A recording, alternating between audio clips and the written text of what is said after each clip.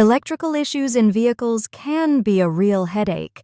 They often pop up out of nowhere, leaving you frustrated, but understanding the causes can help you tackle them head-on.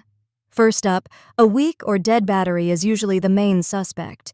It can lead to dim lights, hard starts, or even total power loss. Next, a faulty alternator can drain your battery. If it fails, you might see flickering dashboard lights or stalling. Corroded or loose battery terminals can also be a problem. They reduce voltage flow, making your car crank slowly or not at all. Blown fuses are another common issue. They protect your electrical circuits, and when they blow, systems like headlights can fail. Damaged or exposed wiring is a serious concern too. Wear and tear or rodent damage can cause shorts and malfunctions. Faulty relays or switches can disrupt power distribution. This can lead to inoperable lights, fans, or even fuel systems. Lastly, bad ground connections can create voltage irregularities.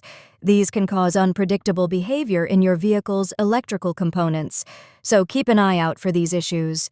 Early diagnosis and professional help are key to keeping your ride safe and reliable.